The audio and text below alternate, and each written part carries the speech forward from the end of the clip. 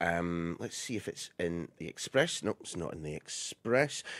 Here's the Daily Mail. No, I can't see any mention of it. First few pages there. The Sun, surely it'll be on the politics on page 2. One little reference to it. Yeah, you'd have been forgiven if you had, like many of the papers, missed it. But this week, the Liberal Democrats have been having their party conference in Bournemouth.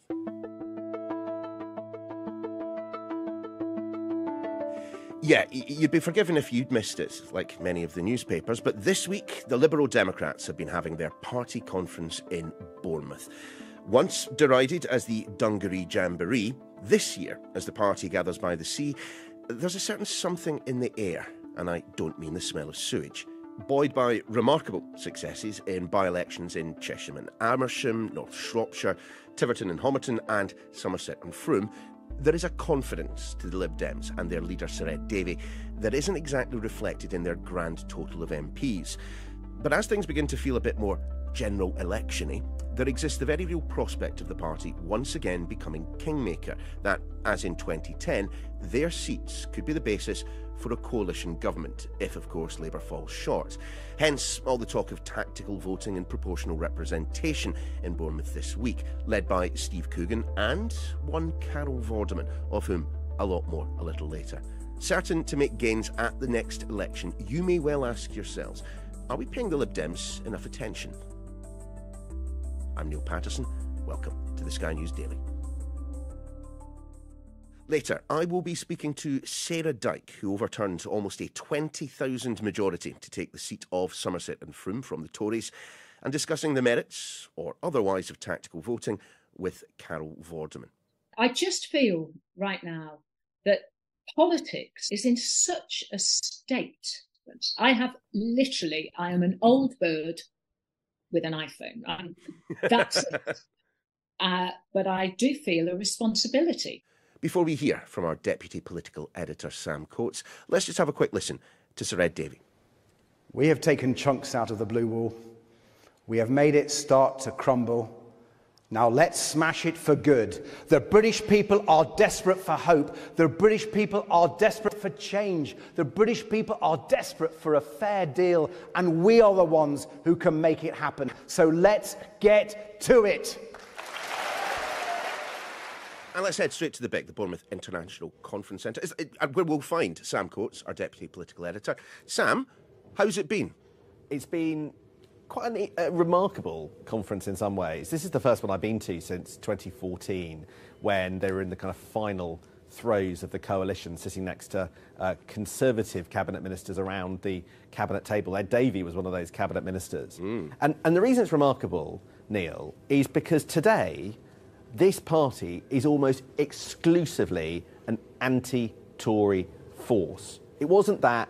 Through all of the time I've been covering politics and was a kid in the 80s, 90s, 2000, they always kind of maintained this sense that they could, perhaps in a hung parliament, maybe help Labour, maybe help the Tories. That's what they did in 2010. Not now. This is a party that wants to kick the Tories out and would never do a deal with Rishi Sunak post-election. Now, part of that is simply the political maths. Of the 80 or so seats that they're looking at in this election, only 2 of them, Sheffield Hallam and the Mid-Beds one that's up for a by-election at the moment, 2 of them are they need to win from Labour or are fighting Labour. Everywhere else they're fighting the Tories. But let's be honest, Neil, they've also just returned to their comfort zone. Most of the people in this building, and actually they've just left, you can hear all the sets being dismantled and the clanking, and I'm going to loosen my tie a bit to keeping with the fact that it's all winding down, is because their happy place is on the left of British politics, which is why the coalition was quite uncomfortable for them.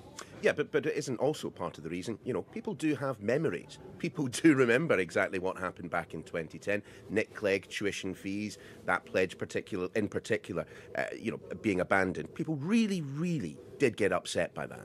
And it's that lesson, Neil, that's is the one thing that they don't really want us to talk about at this conference, but unsurprisingly, the one conversation I did want to have. Because how do the Liberal Democrats deal with this situation where, once again, like in 2010, they're thrown into the position of maybe having to work with other parties? And I think the big conclusion from that period, and I think Ed Davey feels this quite strongly from what I'm hearing, is not to have another coalition, right? They gave away too much leverage. They got too little in return. Remember, they wanted to change the electoral system, but they lost the referendum. And, you know, they had so little that they felt that they could show, that they now feel that they could show for in 2015, that they were electorally wiped out. And a coalition deal up front, I think they think is the wrong way about it. And the discussion behind the scenes seems to be, do you do some kind of more limited deal, what's known in ugly terms as a confidence and supply deal, where you promise to support the Labour Party if it's the Labour Party, get some of its key bills over the line in return for a few political goodies, maybe stopping building on the green belt, or maybe even some form of electoral return? Or do you do what the hard men of British politics, the DUP, do, and just say, we will back each bill on its merit, come to us each time if you want us to put your legislation through Parliament in this hung Parliament, and sort of stare down the barrel of the gun. Of course, if it all falls apart, that means an early general election. And that is the threat that the Liberal Democrats would be able to hang over the Labour Party in the event there's a hung Parliament and they need to get controversial legislation through. Sam, just a word specifically about what we've been hearing today. Sir Ed Davey in that speech that closed conference. A very emotional speech in a number of points, I would say. Absolutely. Look, it's too trite to say that, you know, Ed Davey's speech tells us what he's going to, you know, the party's themes in the general election campaign are going to be. Of course they are. So what their polling tells us is, what they say their polling tells them, is that in the seats that they are fighting, and they only fight in, you know, 30, 40 seats really, if we're being honest, that the cost of living and health are the two big issues that are driving people to think about the Liberal Democrats who maybe voted Tory in 2019. And so they decided to put health at the heart of this, you know, speech, and in many ways at the heart of this conference in Bournemouth. But the problem is that people don't always, and this, you might find this surprising, Neil, people don't always rush to the TV and tune in when somebody tells you that the Liberal Democrat leader is going to give a big keynote speech of more than 40 minutes. Now, that is a slightly cynical intro to something that, you know, just like change gear a bit. It was one of the most remarkable moments of a conference speech I've ever seen, because Ed Davey has faced a lot of challenges in his life, and he didn't talk about his disabled son. That is also, he has done in the past, he will do in the future, I'm told, but today he talked about the death of both of his parents, but particularly the death of his mother when he was 15, and the cancer treatment and the way she was treated by the NHS, and being by her side in school uniform. I even find it quite emotional. I just talk about it now because it was just an incredibly personal moment. And, you know, he talked about her death and standing by her side in her school uniform on the way to school. And it was a moment like I can't really remember in a conference speech. Then was helping her with the pain, pouring out doses of morphine from this big bell jar we had in the kitchen. I don't think they'd allow that now.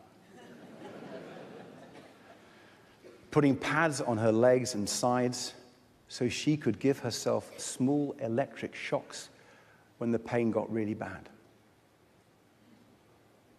It was a tough period as a teenager, but it was much, much tougher for Mum. Yet those years were also special. They gave me an incredible bond with my Mum. She was so strong, so resilient, fighting to be with her boys, even in the face of such a cruel disease. I like to think I learnt a lot from her. There were sort of people brushing their eyes, and Ed Davey's wife looked exactly what you would expect. And that is the human being Ed Davey telling you one of the most formative influences on his life. It is also the politician Ed Davey trying to get noticed by the outside world by doing something you don't often see and putting his heart on his sleeve.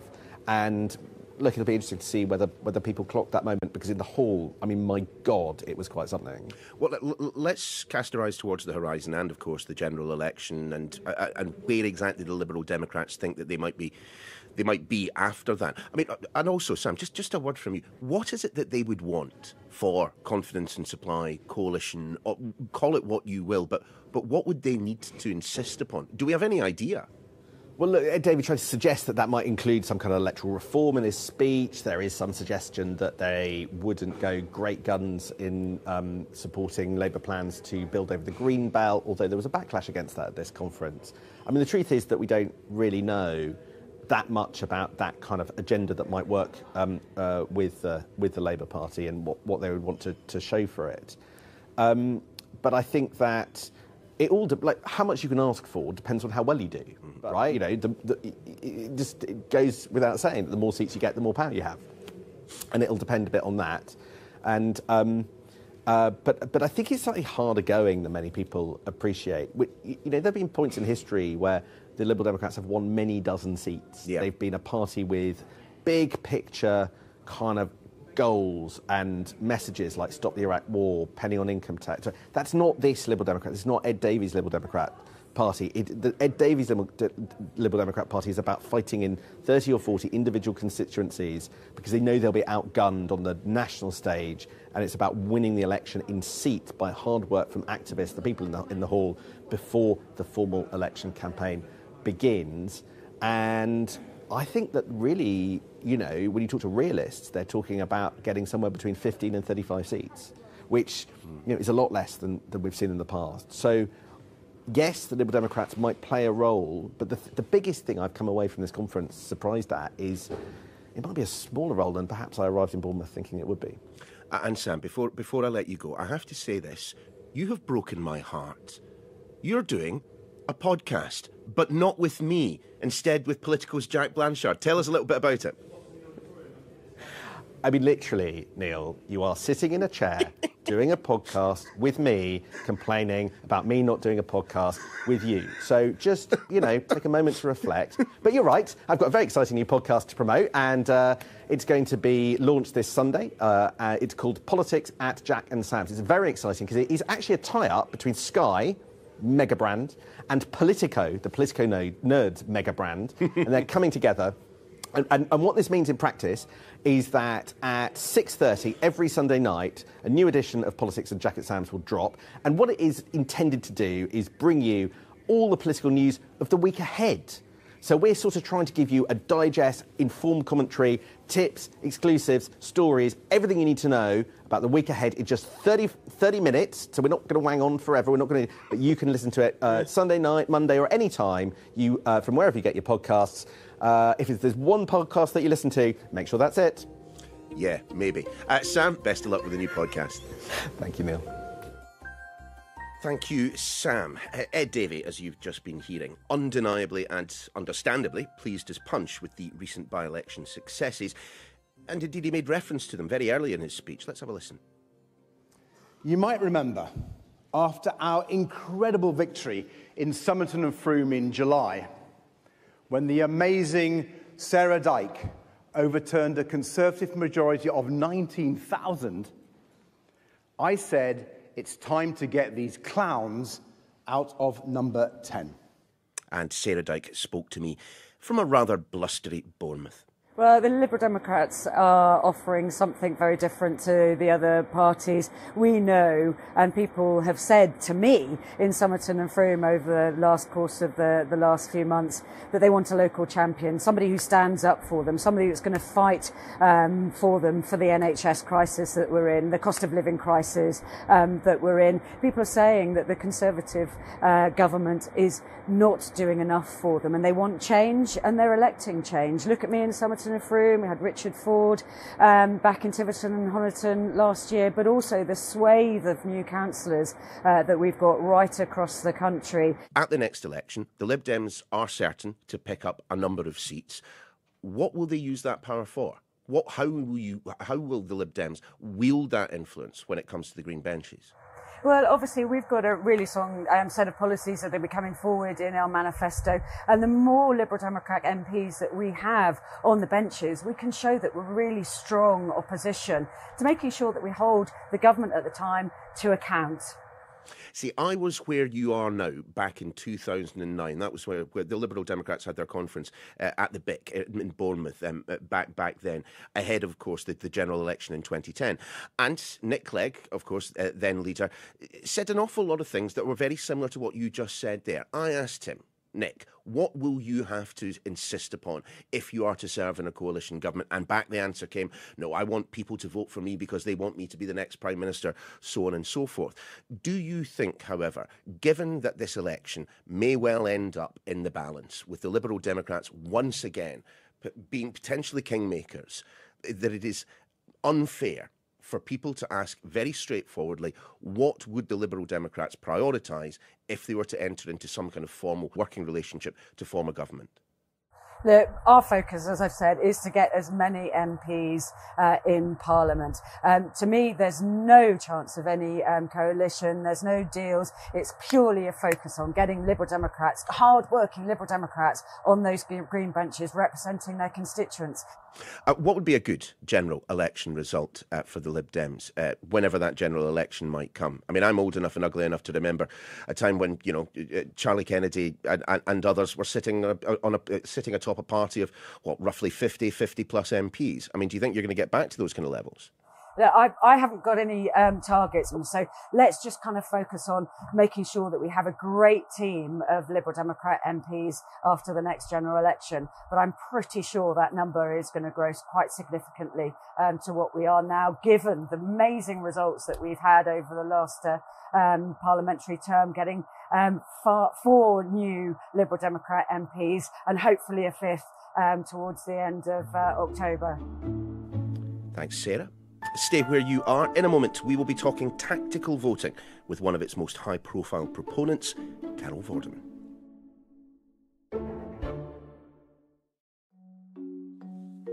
One of the Lib Dems' longest-standing policy positions is to advocate for proportional representation, PR, the means by which the makeup of Parliament better reflects the total number of votes cast across the country rather than in individual constituencies.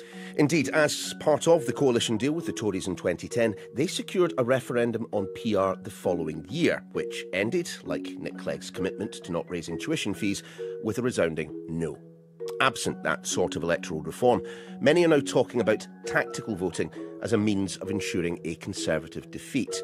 After all, politics is of course a numbers game, so who better to talk to than former Countdown host Carol Vorderman?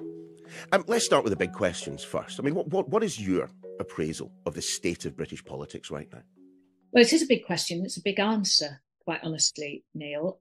Just to put it in context, I'm coming up to the age of 63. So I first voted in the 1979 elections. And I've always been interested in politics. I have never been aligned or been a member of any political party. So I have, over many years, worked with David Blunkett as Education Secretary when he introduced the National Numeracy Hour. So I worked with Labour there, obviously. And then I worked in 2009-10 with Michael Gove and David Cameron on a big report about maths education from age 5 to 19. But I didn't see that as a particular part. Well, it wasn't party political. It was just that they were about my beliefs in the education system. And particularly to do with maths. So I've kind of experienced working with politicians over 20, 25 years. And I just feel right now that politics is in such a state that the general view of what happens in Westminster is pretty low. It's almost as though, particularly with this Tory government, as though there is no bar too low under which they won't try to limbo. I've never known in my lifetime a government like this one. I mean, where they blatantly tell untruths. It's almost to a point where it's sort of a controlling nature, where through various forms of media outlets who are obviously on their side, will reproduce it as though it's the truth. And I find that deeply disturbing. And so over the last year, I've become very active on social media, and things have changed. Not only have they changed in Westminster, but how people get their news has changed. As you know, it's your business to give news. But of the under 40s now, the majority get their news from social media, whether that's Twitter or TikTok or YouTube. People may not be aware, but I was brought up in North Wales in abject poverty. I was a free school meals kid. I went to comprehensive school. And in the 1970s, when it was unheard of, I got to Cambridge. I was only 17 to read engineering. And so for me, it's always fighting for the younger ones. And, I give a lot of bursaries to kids from similar backgrounds to get to various universities and have done for years.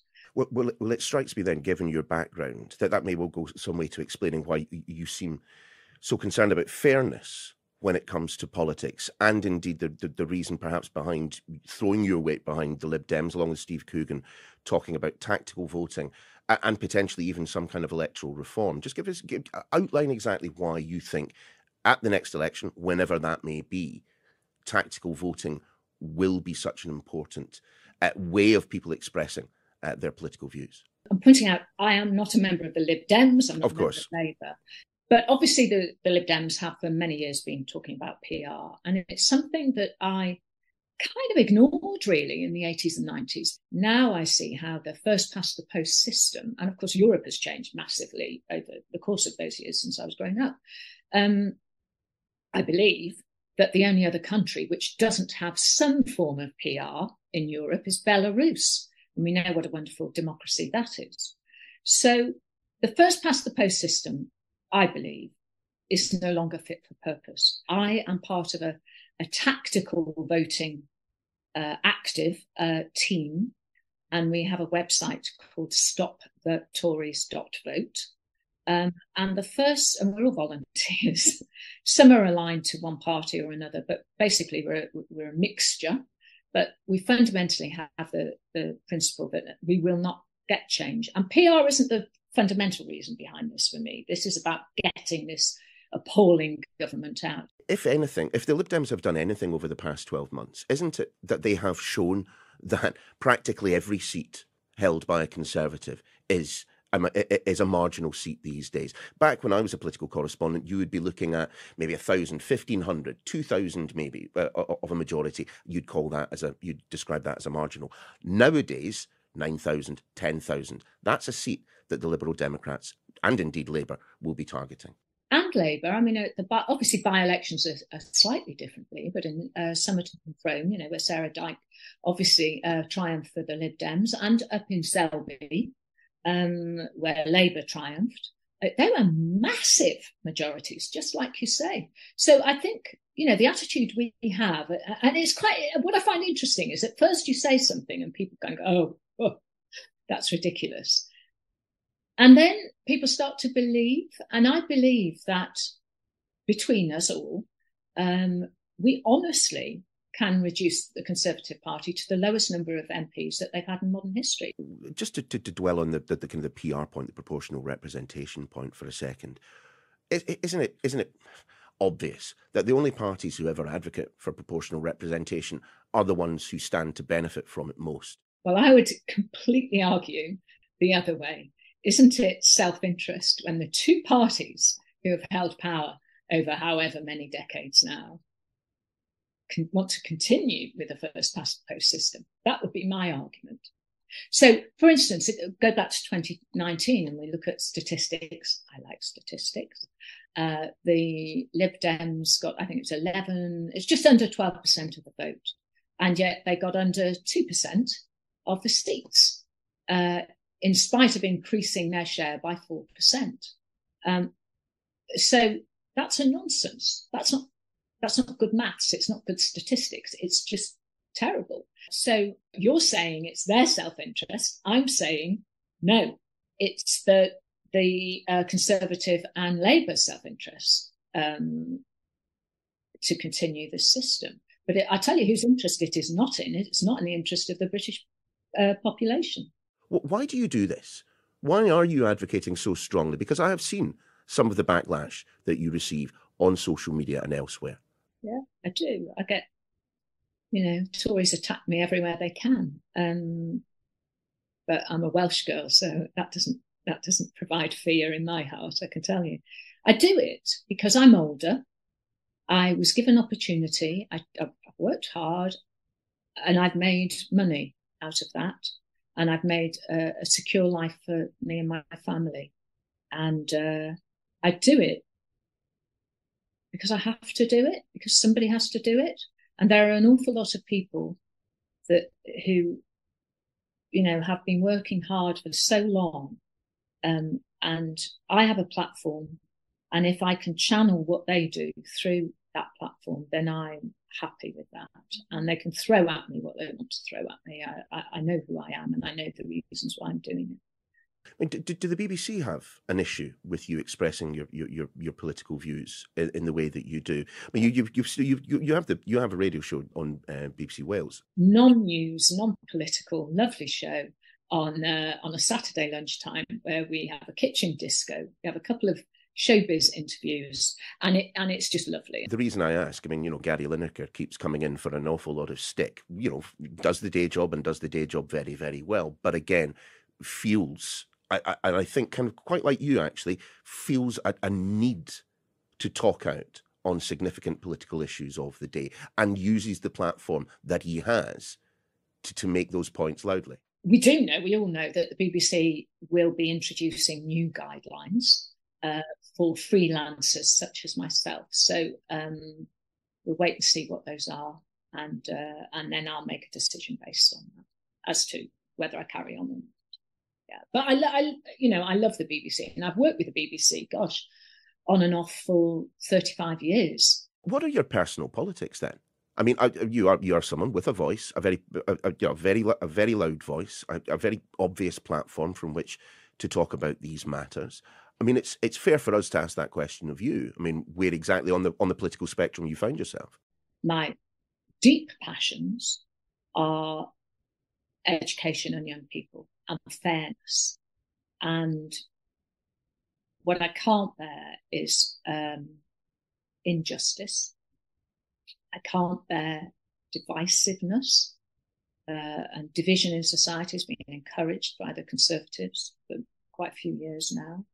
I don't like to see that. My great belief, this is leading to where I am on the political spectrum, but my belief is, and it will always remain, that at least 80%, you know, almost all, but not all, of people in this country are very kind, and they work hard, and they're pretty lovely.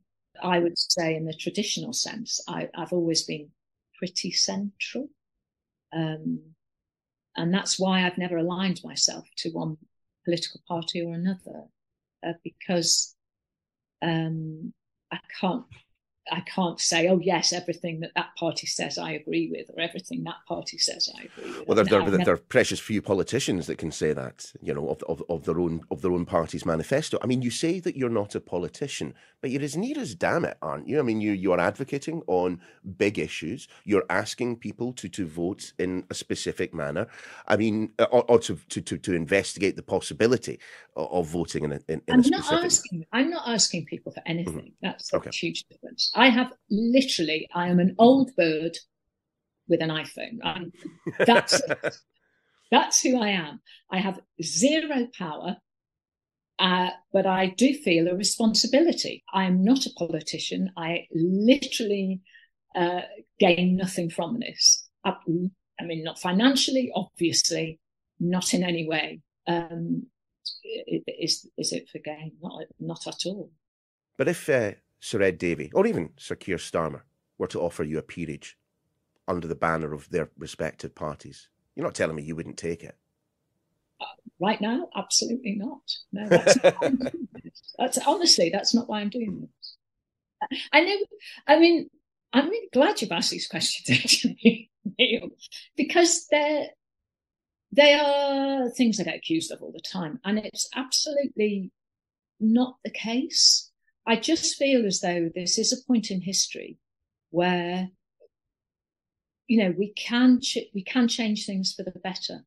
And I think pressure on a number of the parties would be a good thing. People were very dejected. Now people have fire in their bellies. We've had enough. And I think people are willing and able to fight for this country again. Thank you, Carol. And that is your lot for today. We will see you next time.